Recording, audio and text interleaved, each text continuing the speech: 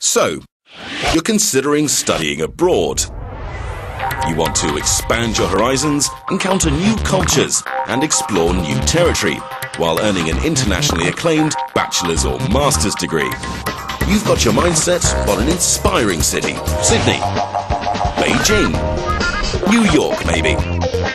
But then why wouldn't you go straight to the source? The Netherlands. What? The Netherlands, inhabited with, on average, the tallest people in the world. If you haven't heard much about them, it's probably because their motto seems to be, let's not pretend to be bigger than we are. The first thing you need to know is that the Netherlands is also known as Holland and is inhabited by Dutch-speaking people who also speak English. 150, please. Very good, Bill, thank you. Confused yet? Well, the reason they speak English so well can be partly explained by the fact that they've been wandering all over the globe since the 16th century. Holland was the economic and cultural centre of the world.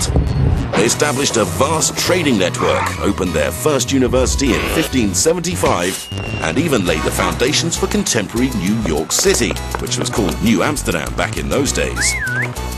Curious? Let's take a closer look, shall we? Just who are these tall, internationally minded entrepreneurs living at the heart of Europe? At first sight, the Dutch are uncomplicated, but in a rather complicated way. Johan Cruyff, their most famous soccer player, once said, "Every disadvantage has its advantage." He managed to bring soccer to a whole new philosophical level. This remarkable, say, out-of-the-box approach to analysing and solving problems is something they put to good use in the 14 research universities and 40 universities of applied sciences around the country. The Dutch democracy is home to over 190 different nationalities, living in its many cities and villages.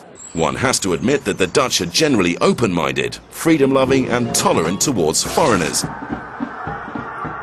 All told, the Dutch take a very broad view of life, at least in their mind, because their tiny homeland measures only 300 kilometers from north to south and 170 kilometers from east to west.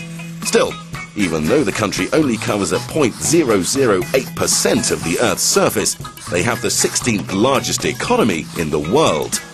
That must be the reason why they drink 136 liters of coffee a year, making you wonder if they ever sleep. Because 2/3 of their country lies precariously below sea level, the Dutch long ago developed a survival through consensus concept that is now commonly known as the polder model. Within this concept, people from all walks of life are encouraged to contribute their opinion when it comes to national problem solving. This philosophy has served them well in holding back the sea. They turned into supreme masters of just about anything connected with water. Their 17,000 kilometers of dikes have approximately the same length as the Great Wall of China. But far beyond water management, the polder model has also created a fertile environment for developing innovative technological solutions to many of the problems facing the modern world. Over the centuries, the Dutch have produced many progressive artists, writers, philosophers and scientists. Today, architects and designers in the Netherlands have come together under the collective name of Dutch design, and their influence is felt all over the globe.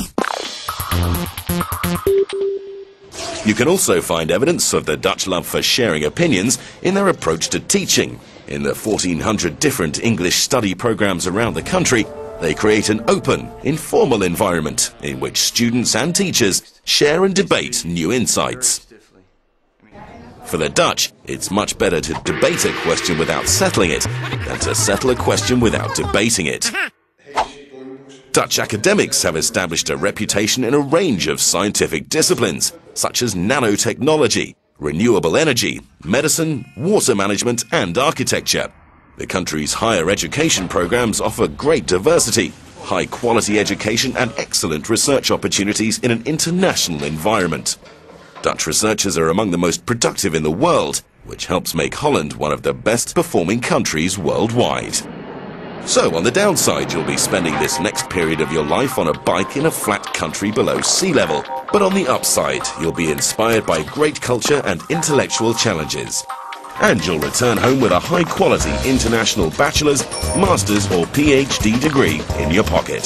So I would almost say, if it ain't Dutch, it ain't much.